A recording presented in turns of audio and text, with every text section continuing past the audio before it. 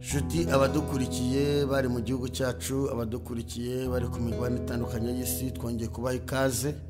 N'ubundi ni Harerimana wellars, kubanga bw'uma turi kumwe na Bob nkuko mubimenyereye.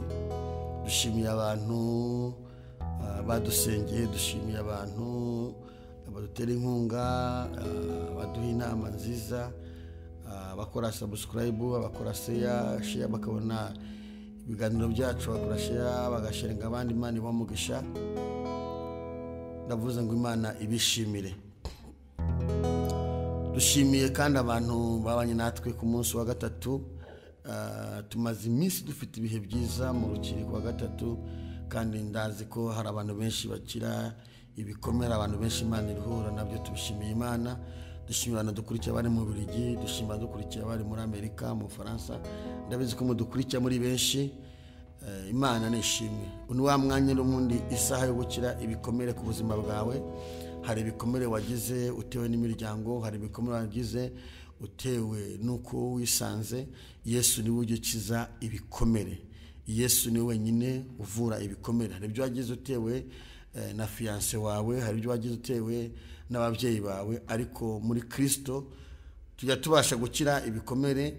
Iyo umuntu yisunze Kristo abasha gukira ibikomere. Muri kano kanya rero nawe Yesu agukiza ibikomere. Yesu agukiza ibikomere ufite. Nk'abantu mwe ibikomere bishobora gutuma umuntu atanasinzira. Umuntu afite ibikomere hari n'igihe umuntu yiyahura, ariko muri kano kanya, muri iyi saha yo gukira ibikomere, Yesu nawe agukiza ibikomere. Iri jambo tugiye kuganira rikubera umuti mu izina rya Yesu Kristo wa Nazareti.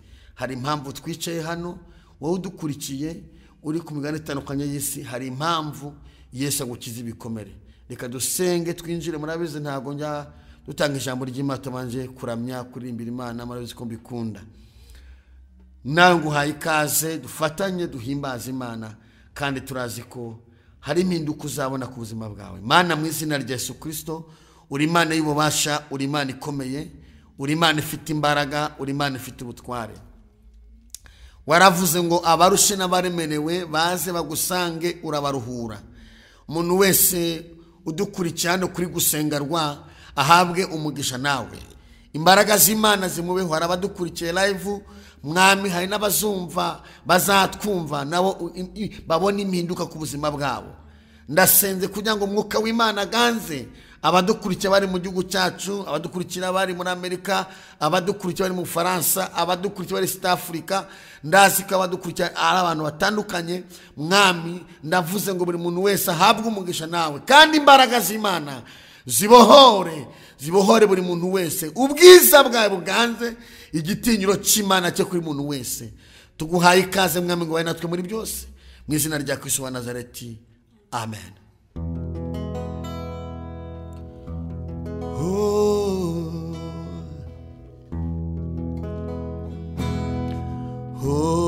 Hosanna,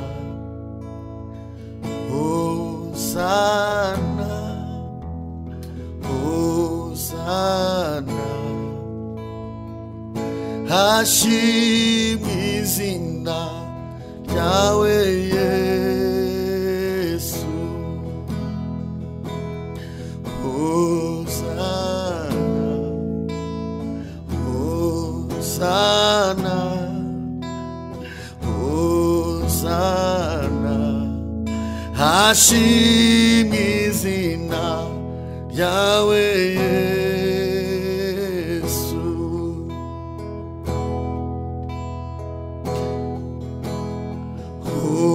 Hosanna, Hosanna, Hosanna. Hashimwe izina ryawe Yesu. Izina ryawe rirabohora, izina ryawe rirakiza, izina ryawe Mana we rikora ibikomeye. Nihashimwe izina ryawe Yesu. izina ryawe rikiza ibikomere, izina ryawe Mana riruhura indushyi, hashimwe izina ryawe Mana, izina riruhura, hashimwe izina ryawe Mana, izina ribohora, hashimwe izina ryawe, izina ribohora, izina rya Yesu turibona mu imbaraga, izina rya Yesu rivura ibikomere, hashimwe izina ryawe Mana we, izina ribohora, hashimwe izina, izina ribohora, hashimwe izina, izina ribohora, hashimwe izina, izina ribohora, hashimwe izina, izina ryawe Mana we. Izina rya Yesu rirakiza, izina rya Yesu rirasura, imirimo yawe Mana we tuyibonera mu izina ryawe, imirimo yawe Mana we tuyibonera mu mbaraga zawe, uravuga bikaba, wategeka Mana bigakomera, hashimwe izina, hashimwe izina ryawe Mana, izina ribohora, hashimwe izina ryawe, izina tubonera mu imbaraga, muri Yesu niho hari amahoro, muri Yesu niho hari ubuzima, muri Yesu niho twaboneye imbaraga, hashimwe izina, izina rya Yesu, izina ribohora, izina rikiza. Imana ishimwe, hashimwe izina rya Yesu, izina ribohora, izina rikiza, izina twaboneyemo imbaraga.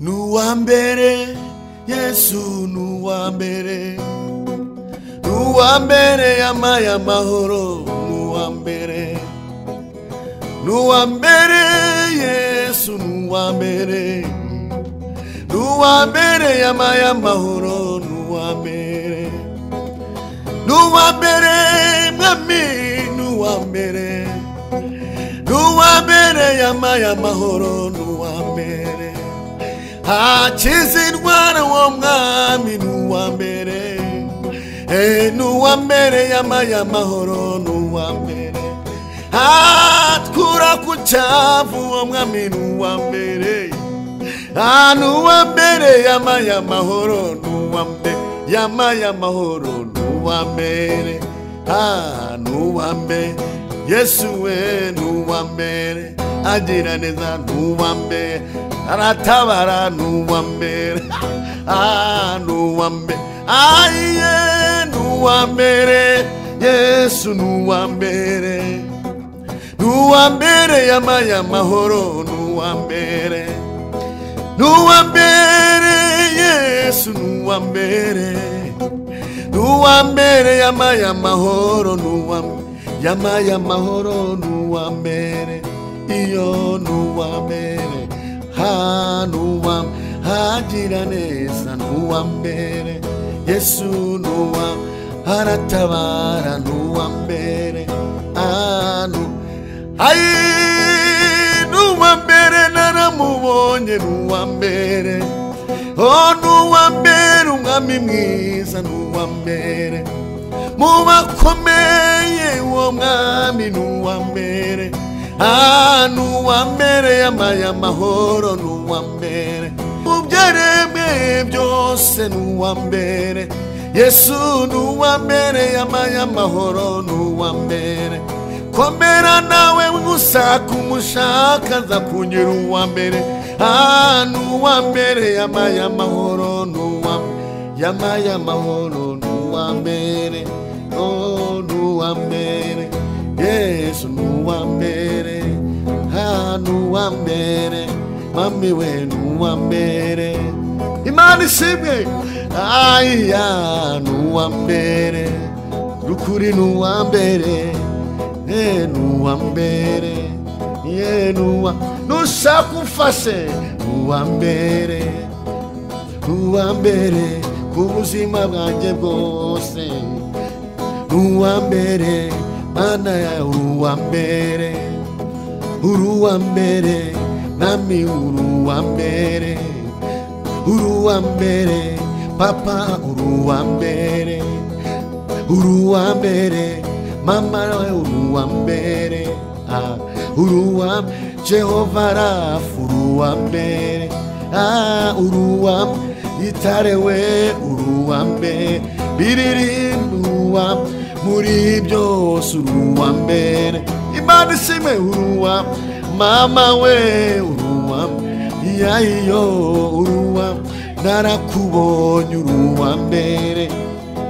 uruwa narakubonye uruwa mbere, ukura mu byaha uruwa mbere, wishyura amadene uruwa mbere, uruwa ababyeyi babivuge uruwa mbere, abagabo babivuge uruwa mbere, imaze Imana uruwa mbere, uruwa abakobwa mubivuge uruwa mbere, Yesu uruwa abasore mubivuge uruwa mbere, mu gihugu cyacu we n'uwa mbere, Yesu n'uwa uri number 1 uruwa mbere, Jehova Jehova uruwa mbere, utanga urubyaro uruwa mbere, Mana uruwa utanga agakiza uruwa mbere,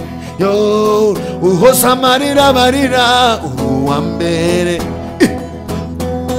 uri uruwa mbere, uruwa mbere, Mana uruwa mbere, uhoza amarira barira uruwa mbere, uruwa mbere, uruwa mbere, uratabara uruwa mbere, biririmbe nakubera uruwa mbere, uruwa mbere, ni number 1 uruwa nini wa uruwa mbere,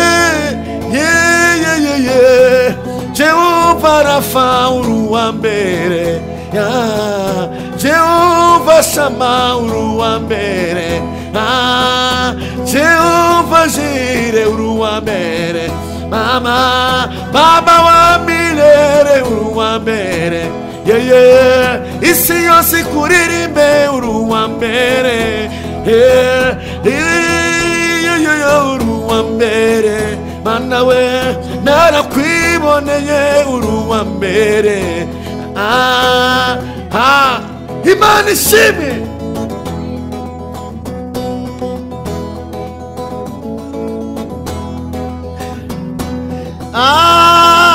Uruwa mbere, Mana we, uri uwa mbere gitare, Afurika yose kuvuge kuri uwa mbere, ibyaremwe byose bivuge kuri uwa mbere, Mana uruwa mbere, Mana uruwa mbere, Papa uruwa mbere, Mana uruwa mbere, uruwa mbere, twongere uruwa mbere, ubiririmbe uruwa mbere zagucurangira uruwa mbere Jehova Jehova uruwa mbere ay uruwa mbere uryoha kurusha ubukimana we utanga urubyaro uruwa mbere Jehova Shama uruwa mbere uri intwari ku rugamba uruwa mbere uri igiti cy'inganzamarumbo uruwa mbere uduhetse ku mugongo uruwa mbere Jehova Jire uruwa mbere Jehova Shamaya Jehova Jire Baba reka tukwamamaze Jehova reka tugucurangire Mana Mana uruwa mbere uruwa mbere uruwa mbere uruwa mbere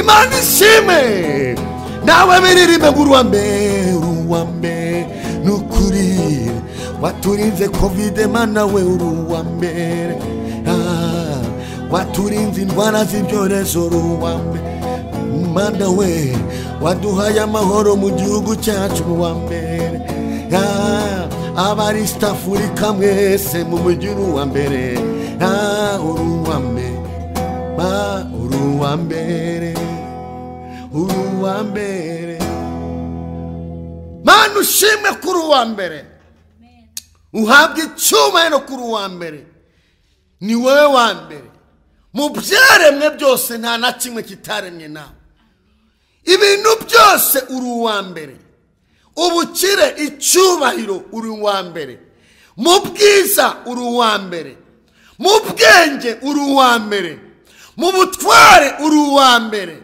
niwe wavuze ngo isi ni intebe y'ibirenge byanjye uri uwa mbere mu byaremwe byose nta na kimwe kitaremwe nawe mu bakomeye n'aboroheje uri uwa mbere haleluya Mana ishimwe papa ni uwa mbere Mana uri uwa mbere uri data uri uwa mbere reka tukugire uwa mbere mu mitima yacu dusohoremo imyanda tukugire uwa mbere mu buzima bwacu tukugire uwa mbere mu miryango yacu tukugire uwa mbere mu bana bacu tukugire uwa mbere nurangiza tumaze kukugira uwa mbere uratuvura ibikomere duhereze Imana icyubahiro Imana uri uwa mbere Imana ni iya mbere Imana ni byose hari abari nyanga Imana ni byose niyo mpamvu niyo ngo uri uwa mbere naho nkurikiye gira Imana uyigira iya mbere ku buzima bwawe ntabwo izagukoza isoni tizaguteza rubanda Imana nuyigira iya mbere ntabwo uzamwara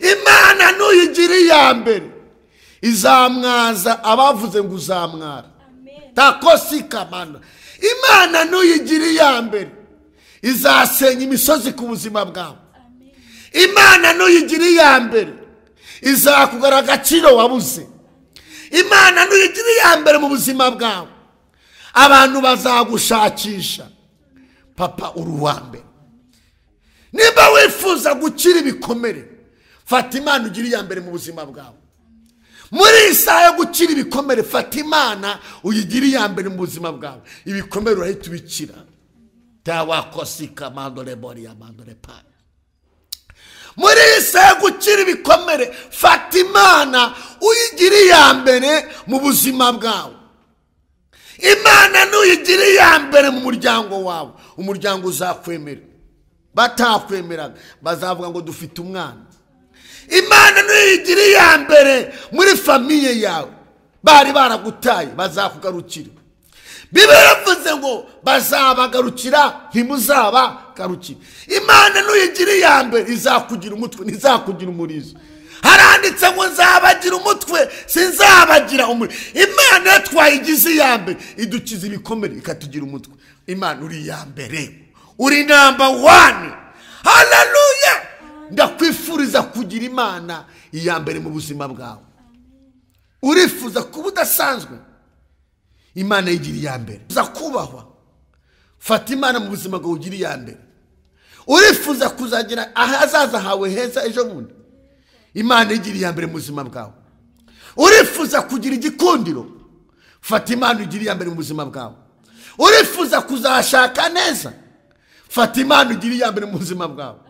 Iyo umva urifuza kuzagira agaciro muri uyu mujyi wa Kigali, Imana yigira iyambere mu buzima bwawe. Urifuza kuzagenda amahanga, Imana yigira iyambere mu buzima bwawe. Urifuza kuzaba mama w'abana, Imana yigira iyambere mu buzima bwawe. Urifuza kuzagira ubutunzi, Imana yigira iyambere mu buzima bwawe. Uzasome Zaburi 112 haravangwa hirwa umuntu ubaho Uwiteka akishimira cyane amategeko. Urubyaro rw'ubu ruzagira amaboko mu isi, ubutunzi n'ubukire biri mu rugo. Urifuza gusa neza, Imana yigira iyambere. Haleluya. Urifuza ko amateka yawe ahinduka, abarozi bari barayapfundikiranye baguteza ibikomere. Urifuza ko amateka yawe ahinduka, nshuti yanjye, Imana yigira iyambere. Urifuza ko ugira igikundiro, abantu bakajya bajya gusengera kugira ngo uzabemere mushiki wanjye, Imana yigira iyambere. Bazakwirukaho ujye bavuga ngo njye ndahenze. Amen. Tuvuge ngo amen. Imana yigira iyambere. Tekosika mandora. Urifuza gukira ibikomere watewe n'ishuti zawe, Imana yigira iyambere. Izakuvura ibikomere ufite, izakumura. Iyo nidusiga ku muhanda, iyo nidutererana, iyo twayigize iyambere idukiza ikimwaro. Hari umwana w'umukobwa bivuga biteseri yayigize iyambere imukiza ikimwaro. Yari impfubyi atarize, imukiza ikimwaro. Yisanga ashatse umwana. Abiseri bayigize iyambere mu buzima bwabo, ibambutse inyanja. Farawo bareba ibacira inzira ahantu hatari inzira. Iyo twagize Imana iyambere mu buzima bwacu, iducira inzira ahantu hatari inzira. Wabuze inzira yo kwishyura Imana igucira inzira ukabona irishyuye. Wabuze akazi mu buzima byagucanze, ukagira Imana imbere ukayishyira imbere, igucira inzira ukabona akazi. Uko nukuri Imana wayifashe, Imana Data n'Umwana n'Umwuka we, nuwemerera Kristo ukemera Imana mu buzima bwawe, ukayigira iyambere mu buzima bwawe, izagucira inzira hatari inzira. Izakuyereka abantu bose batangara. Amina. Nzundi wagize Imana iyambere. Yosefu yagize Imana ayigira iyambere mu buzima bwe. Imana ikajya imurotesha. Abavandimwe bamugurisha ibiceri, ajya gukora akazi ko mu rugo. Bavandimwe bagenda babwira se ngo Yosefu yarapfuye. Yosefu agira Imana yigira iyambere mu buzima bwe. Akora akazi ko mu rugo, aremera anamba kuwiteka. Birangira Yosefu yisanga muri gereza, nyirabuja arimo amweshe ngo ashatse kumufata ku ngufu. Yosefu agira Imana iyambere, ntiyagwa mu byaha. Kugira Imana iyambere Yosefu byamuteretse ibwami, bimutereka ibwami, ava muri gereza ahita aba umwami. Urashaka kuba udasanzwe mu buzima bwawe, fata Imana uyigira iyambere mu buzima bwawe. Urashaka kuba udasanzwe muri icyo gihugu utuye, fata Imana uyigira iyambere mu buzima bwawe. Urashaka kuba udasanzwe muri Amerika, urashaka kuba udasanzwe, Imana yifata igira iyambere. Sohora ibyaha, Imana uyishyira iyambere mu buzima bwawe. Irakuvura ibikomere byanze gushyira mu mutima wawe. Hari igihe umuntu agira igikomere, wajya kuvuga ubugiye gushwanyuka. Hari igihe umuntu ushobora kuva muri koma kubera igikomere, uko umutima ugiye guturika. Imana iyo wagize iyambere isohora ibikomere, igatanga amahoro. niyo mpamvu ari jambo ngo amahoro Yesu abantu be ntagira akagero ntarondoreka. Iyo wafashe Imana ukayigira iya mbere iguha amahoro, isohora ibikomere muri wowe igashyiramo amahoro, kandi izana amahoro. Imana iguha amahoro n'amafaranga ufite ikazayaguha, ibanza kuzana amahoro. Nimba ushaka kugira igikomere, ntiwiyahuze ibiyobyabwenge, tujye gusambana, tujye kwiba, ntiwiyahure, ntiwiyice. Fata Imana uyigire iya mbere, kandi kugira Imana, kwigira namba wani mu buzima bwawe ni ukureka ibyaha. Wagize ngo nibingoye, ntabwo ari kuba umwadeperi, si kuba umwangirikani, si kuba umujayoni, si kuba umukatolika, si kuba umuyehova, si kuba umusilamu. Oya, ni uko ubanza ugakira ibyaha. Kugira Imana iya mbere mu buzima bwawe ni ukubwira Imana ngo Mana nkuramo ibyaha. Abantu benshi ibyaha byasohoye Imana mu mitima yabo. Reka mbwira Imana, Bibiliya ivuga ngo isi ni intebe y'ibirenge, naho Imana irambiriza. Ariko nanone wasoma ugasanga ngo imitima yacu ni insengero z'Imana. Ni ukuvuga ngo Imana ntiyakwira ku isi, ariko Imana ikwira mu mutima w'umuntu. Haleluya!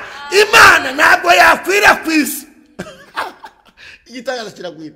Imana ntiyakwira ku isi, ariko mu mutima ikwiramo. Iyo usohoye ibya mu mutima wawe, Imana iraza ikicaramo. Yamara kwicaramo ikaguhigira ibyo ugomba kubona, ikaguhigira ubwiza, ukagenda ugasa neza, wisize gikotore, watambuka ati urasa n'izuba.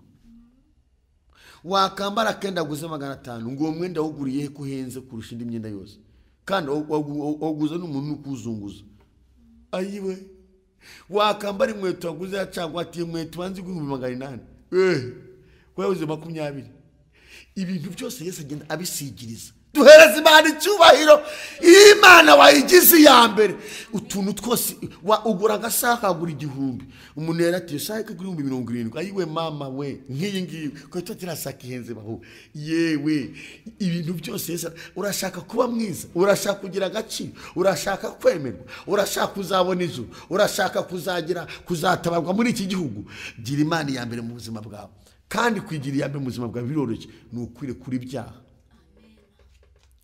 Abantu bafashe ibyaha babigira ibya mbere mu buzima bwabo, birukana Imana mu buzima bwabo. Dayimoni irinjira, imaze kwinjira izana ibikomere mu buzima bwabo.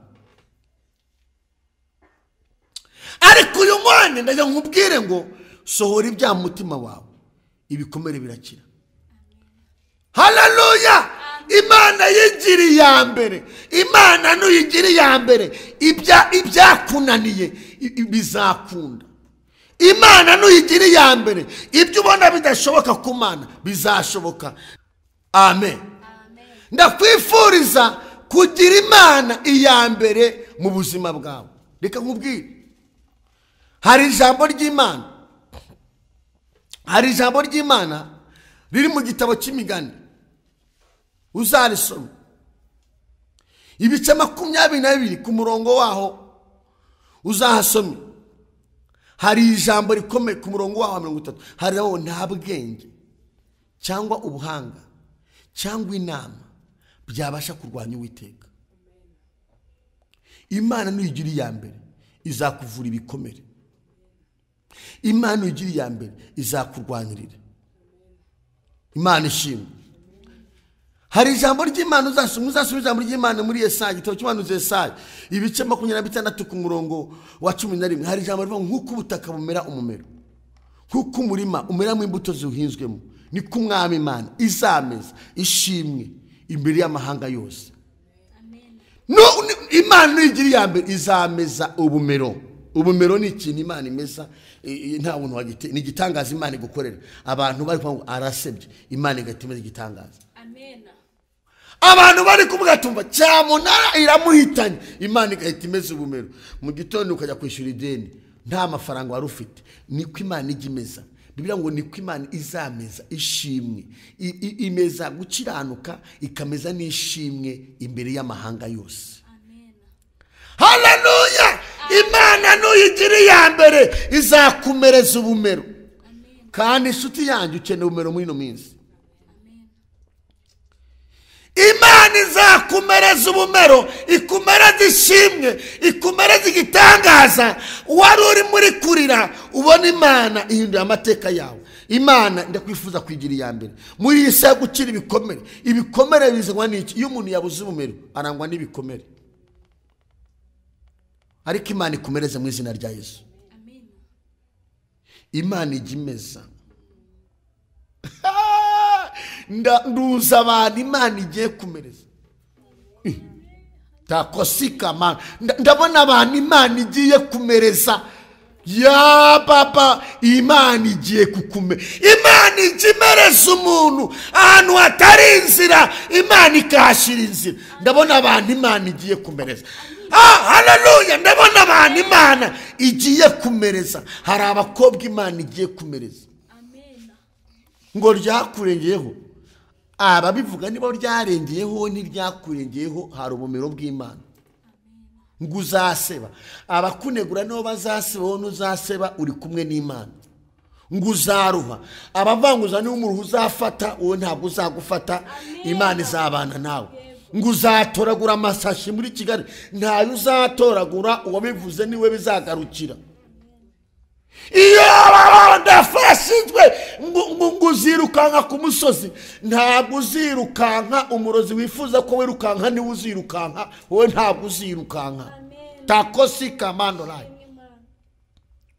Ngo uzaruha, ngo bategereje kuzaruha rero, ngo ukaruha ugacumba umwotsi.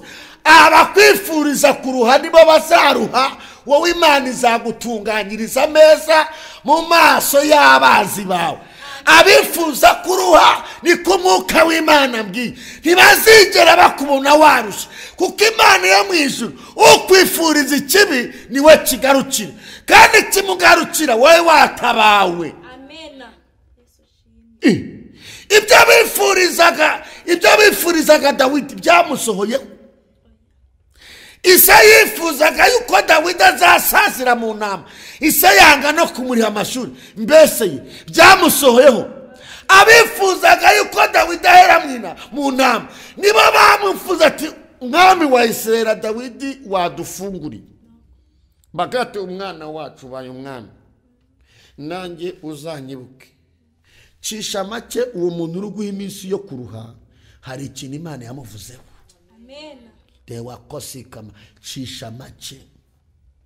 Ya haleluya, cisha make. Dewa debo, hari ikintu Imana yamuvuzeho. Uyu munsi wamurebera mu bukene, uyu munsi bakurebera mu madeni, uyu munsi bakurebera mu mwambaro umwe, uyu munsi bakurebera mu bupfubyi, uyu munsi bakurebera mu ruzerero, uyu munsi bakurebera ko udashatse, uyu munsi bakurebera ko ntacyo wimariye, uyu munsi bakurebera ko ucuruza inyanya, uyu munsi bakurebera ko amashuri yakunaniye, uyu munsi bakurebera ko wize ukarangiza ukabura akazi. Usiko hari igihe muhura n'umuntu mwiganye yarize akarangiza akabona akazi, akagukandagira akajya gusiga icyondo, ukagira ngo hari icyo akurusha. Ni ubuntu yagiriwe.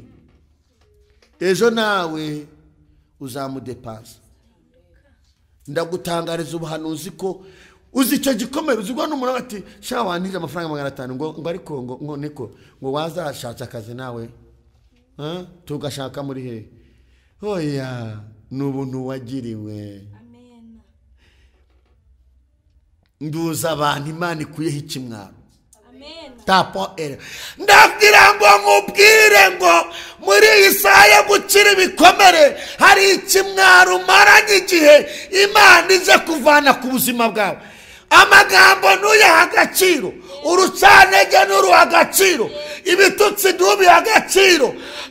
Amateka y'iwanyu yawe wavukiye bigutera ibikomere, bigatuma wumva warasiryigiye utazamuka. Ujya kuzamuka ngo uvuka kwanuza kwakina na Yesu. Uri umuntu udasanzwe, Imana igomba kugukoresha n'ubutwari mu izina rya Yesu.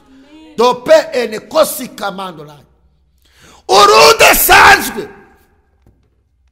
Tayimoni irakubwira ngo wijya gushaka akazi, ngo ntuzashaka umugabo mwiza, ngo ugatangira kwicirira higiriye. yaba kwa Yesu dufite ubutwari, dufite ubushobozi. Iyo twizeye amagambo ye nkuko yayatubwiye, ku musaraba haturuka iriba rimara inyota, twahanywereye amazi meza, amazi y'ubugingo. Ku musaraba haturuka iriba rimara inyota, twahanywereye amazi meza, amazi y'ubugingo. Nubwo bakunegura, hari aho wanywereye, bo ntabwo bahanywereye. Nubwo bakuvuga, hari ahantu wanywereye, abandi ntibahanywereye. Darakosi kamandora. Imana ishimye ngo twanywereye amazi meza y'ubugingo. Uzi kunegura umuntu ufite amakuru? Uzi kuroga umuntu ufite amakuru we? Ukamutwara imyenda ngo uramuroze ngo uramukize ngo azahera iwabo? Ntibimufata. Uzi kuroga umuntu kwa ngo uzamuzengereza afite amakuru y'ijuru? Nkunda kumva makuru y'umurwa, uri kura hatagera ibyago, kandi umucyo n'umwana w'intama, umusu mwenza winjira. Uzi kugambanira umuntu ufite amakuru? Dewa nakosi kamandora. Hari abantu Imana igiye gutabara bafite amakuru y'ijuru. Hari abantu Imana igiye gutabara bafite amakuru bavuganye n'Imana itabasha kubesha. Muri iki gihugu hari abantu bavuganye n'Imana, Imana igiye gukuraho urubwa. Dewa kosi kamandora. Uwo musozi ugomba kuwimukaho. Muri isa gukira ibikomere, uwo musozi ugomba kuvaho. Ndahanurira ibiganza byawe, ndahanura amaboko yawe, uwo musozi ugomba kuvaho. Uwo musozi ugomba kuvaho. Uwo musozi w'ubugumba, uwo musozi w'ubukene, uwo musozi w'amadene, uwo musozi wo kwangwa, uwo musozi wo kubengwa, uwo musozi wo kutagira akazi, uwo musozi w'uruzerero. Iyo hari Imana ikuye abantu ku musozi. Dufite Imana ikura abantu ku musozi. Komere lepa elekosi kamando. Dawidi baramureba bakavuga ati uriya musozi wo kuragira intama azawugumaho. Imana ati nzagukiza ibikomere byo kuragira intama, ubutamatama bukunukaho nzabugukiza. Dawidi we yari afite ibikomere mw'abantu byo kuragira intama. Mu ishyamba haba imvura, mu ishyamba abashumba baragira inka cyangwa ihene cyangwa ingurube cyangwa intama, barabyumva neza, uranyagirwa. Hari n'igihe haba hatariho n'ibiraro. Ibiraro se muri Kigali muzi byari byo nyakatsi basi. Ibiraro uranyagirwa, ugakubitwa, uraburara ukajya uceba ikijumba, akaba ari cyo wotsa nabwo ubwo imvura itaguye. Reba Dawidi arimo arwana n'intama mu ijuru. Imana iri kuvuga ngo nzagukiza igikomere cyo kuragira intama ngo ugire umwami. Yewe Dawidi we, Imana igiye kugukiza igikomere ikugira udasanzwe mu buzima bwawe. Takosi kamanura. Nduzi ba Dawidi, nje ndi hano ndi guhanura ubuhanuzi. Muri isa gukira ibikomere biraterwa nuko ubifata, nubimenyera n'ikazi kawe. Iby'Imana ntibimenyerwa, iby'Imana amarojike. iby'Imana nta byubahiro, iby'Imana nta matitire, Imana ntimenyerwa, yimenyereye ugwinyo. Nzi umwami muri Bibiliya wamenyereye Imana, amenyera abahanuzi, amenyera abantu b'Imana bita Herode. Arabamenyera, bamenyereye ngari muri stade agwinyo,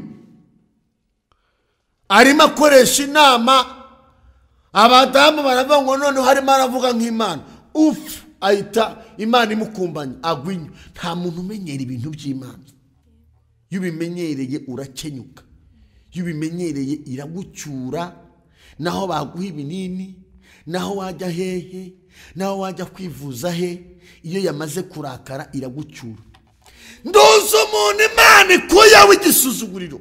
Amina. Ibintu by'Imana aka kanya fata ubuhanuzi ubugiro bwawe, uvuge ngo Uwiteka ni njyewe ukijije igikomere cy'amadeni. Amina. Vuga ngo ni njye Uwiteka, ni njyewe ukijije igikomere cy'uruzerero. Ndavuga uruzerero shaka kugenda umuntu acumbika sha, waho ucumbitse ba usanga, iyo umuntu acumbitse rero usanga abana ariye. Umuntu ucumbika baramuhaye icumba nasanga abana ariye. Ntabwo uvuga ngo rero ngese ngo mwamwasigiye ubucumbitse sa. Nushaka umeze gute iyo ucumbitse ubucumbitse sha. Hari abantu Imana ivanye mu bucumbi. Ndabona abakobwa Imana ivanye mu bucumbi we. We uracumbika, wafata igitenge cy'abana ati wagihawe nande mawe. Gucumbika biragatsindwa n'Imana. Uracumbika, njyewe ndabizi nige ncumbika wame n'amazi y'ibyombo yaraye. Witonde, ndavuga ibintu nzi. Ntabwo byashoboka bahita bakujyana. Haleluya! Hari abantu Imana inyeretse beremofo, Imana ivanye mu kugenda bacumbika. We kosikama bacumbika. Umwuka w'Imana ramwe ngumva akiri ubuhanuzi ugiye kugira iwawe. Akiri iwawe, akira urugo rwawe, akira igipangu cyawe, akira amahoro yawe, akira umunezero wawe, akira ibyishimo byawe, akira kugira akazi, akira kwibeshaho, akira gutunga abandi, akira gufasha abandi, akira gushyigikira abandi. Iya papa akira umugisha Yesu atanga. Hari abantu Imana irinze kugenda bacumbika. Yabonye ibikomere byawe, yabonye ikimwaro cyawe. Sha muntu ucumbika ashaka ko no kwa wokere wawe, ariko ukajya ubibaza se mwana yanjye ubuse ndavuga ngo bantize basi bame ni pasi, ipasi bayijyanye nko mu cyumba. Wese Imana yanjye ukemera ukabyambara bidateye ipasi mwe kubera ko uracumbitse. Ariko umwana ashaka udacumbitse ahita avuga ngo daddy ndashaka ipasi, isaka byuka. Ariko umucumbitse ubyambariraho. Hari igisuzuguriro Imana ivanye ku bantu b'Imana, bantu munkurikiye muri mu gihugu cyacu, bantu munkurikiye muri mu Bubiligi, bantu munkurikiye muri mu Bufaransa, bantu munkurikiye muri Amerika, bantu munkurikiye muri South Africa, bantu munkurikiye muri Dubai. Hari igisuzuguriro Imana ikuye ku bantu bayo. Harabagode befo, hari abantu bakoreye Imana, hari abantu bubasha Imana, hari abantu basenze, hari abantu bazamutse imisozi, hari abantu barara bari, hari abantu baryamanye amasezerano, hari abantu Imana ibyukiza amasezerano. Lole kosi kamando rebori yama. Hari abantu Imana ibyukije amasezerano. Hari n'abandi batawe bumva bahaza ubuzima, bajya mu isi barashayisha. Imana irambye ngo nibakire ukuboko kw'imbabazi. Imana imaze kubabarira nayo bavuye ibikomeye, nibakire ukuboko kw'imbabazi. Barashayishije, barashakisha, banywa inzoga, barasambana, baratekenika, biranga. Imana irambye ngo nawe akira ukuboko kw'imbabazi z'Imana yacu, kuko nawe Imana igiye kugukiza urubwa. Kandi ikimenyetso Imana impaye ngo nuko utapfuye. Amen. Burya shitani yashaka kupfa ntiwapfuye. Shitani yashaka kuba uri mageragere ntiwagiyeyo. Shitani yashaka kuba wararangiye ntiwapfuye. akiri gutabarwa kuva ku mwijuru. Ndimo ndegera gusoza asenga muri iyi se gukira ibikomere. Yesu agukiza ibikomere.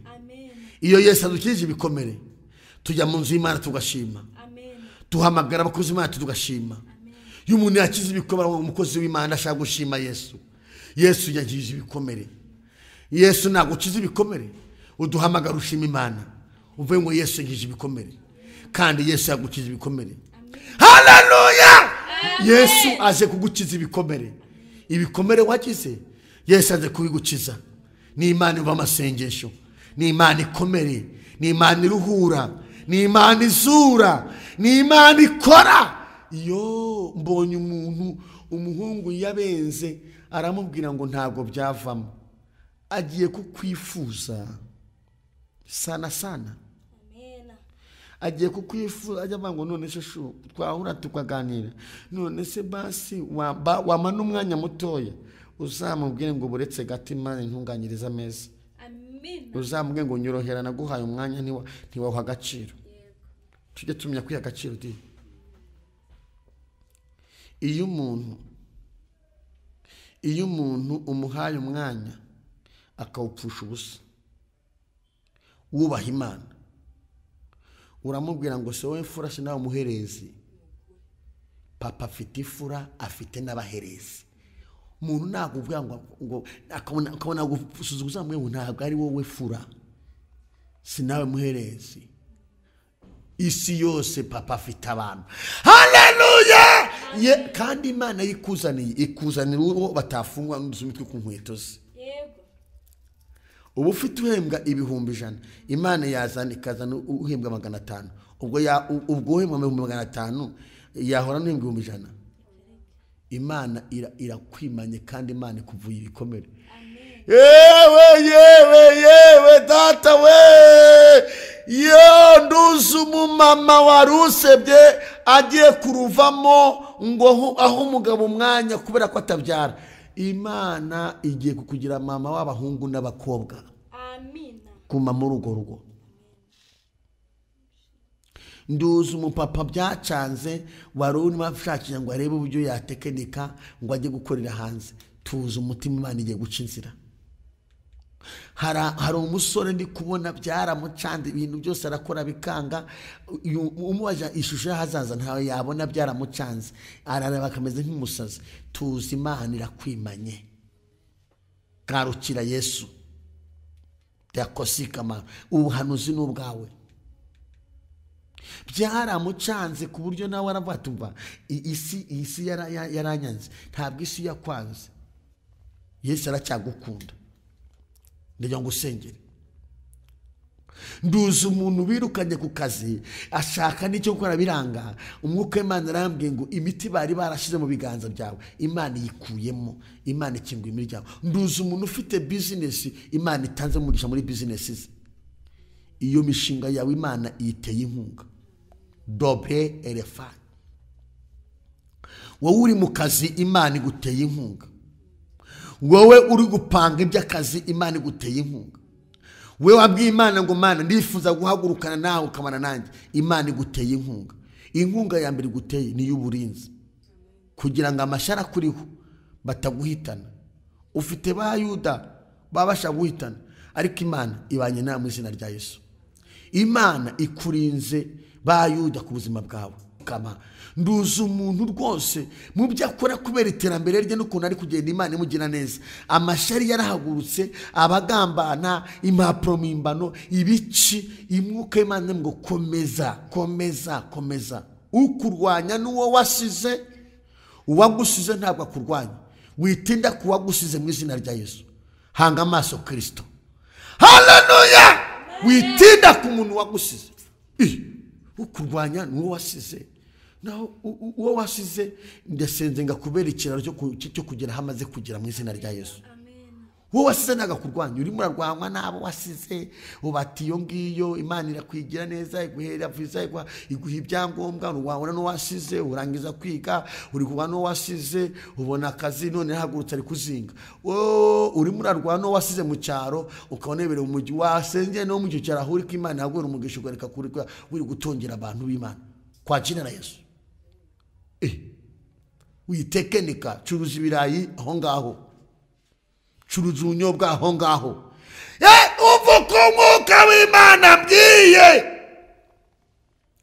wikirirwe urwanya uwagusize, kuko uwagusize ntiwamushobora. Yaragusize aracyanagusiga. Iki cyumve, kandi nukomeza kumurwanya uzamukomerekeraho kandi we yigaramiye. Iyo urwanyije umuntu wagusize, ni wowe ugira ibikomere. Nawe kandi wari ufite intambara, ufite impungenge z'uwo wasize, ntuwongeye kumugira impungenge, kuko Imana yakugejeje aho ngaho iracyari kumwe nawe, ngindura amateka ku buzima bwawe. Ndagira ngo usengere umuntu wari urwaye, yizere ko Imana igiye kumukiza igikomere cy'uburwayi.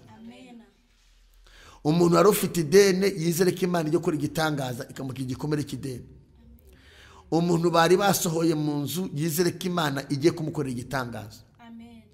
Umuntu ufite igikomere cyo guhora bapfusha mu muryango mu bintu bidasobanutse, yizere ko Imana ikoze igitangaza, ubwo rupfu ruhagaritse ku buzima bwe. Umuntu ufite umuntu ufunze, uri kubwira Imana ngo Mana nkorera igitangaza, amateka ahinduke, uyu muntu bazamufungura. Imana iramurenganuye kuko yarenganye. Imana iciye inzira ku buzima bwe. Takusika manora. Umuntu uri gupanga kujya gukorera hanze, Imana iciye inzira kugira ngo Imana ikwagure muri byose. Ibyo byangombwa washatse igihe kirekire ukabibura, Imana igiye guca inzira. Mana mu izina rya Yesu Kristo wa Nazareti, uri Imana igikiza abantu ibikomere, uri Imana igiha umuntu agaciro, uri Imana igikuraho umuntu ubutayu, uri Imana igikuraho umuntu karande. Ndasengeye umuntu wese warungurikiye ngo umukize ibikomere, uhindura amateka kuri we, umukize ikimwaro. Abari bankurikiye live ubakize ikimwaro, nuzumva ubutumwa umukize ikimwaro. Utarukijijwe umuhagakiza, umurebana amaso y'impuhwe, umubabarira ibyaha yakoze, umuhindurira izina, umukuraho amateka mabi, umuremera amateka mazima. Turirukana imbaraga zose z'abadayimoni. Umuruho wose turawirukanye, umuruho bamutereje turawirukanye, karande turazirukanye, uruzerero turarwirukanye, amarozi turayirukanye, inzigo turazirukanye, cyamunara turazirukanye. Mwami turahagarika imbaraga mbi zose, turirukana uburwayi bwose ku buzima bw'abana b'Imana. Buri muntu wese umuremera ibyiringiro. Hari amadiporome wanyeretse aheze mu mavarisi, utanga igikundira abantu babona akazi, amateka ahinduke. Mwami Yesu Kristo, ushigikira abantu bawe, ushigikira abakozi bawe. Umuntu wese adukurikiye, ndasenze ngo mwagure muri byose, ikiruta muri ibyo uzamuhe n'ubugingo buhoraho. Mwami urakoze kuri Imana ibikoze muri byose, mu izina rya Kristo wa Nazareti, amen. Imana ibagire neza, ijambo ry'Imana akagaruka, kandi nzi neza ko Imana izabana nawe. Mwari muri kumwe na Imana wellars. Bye bye.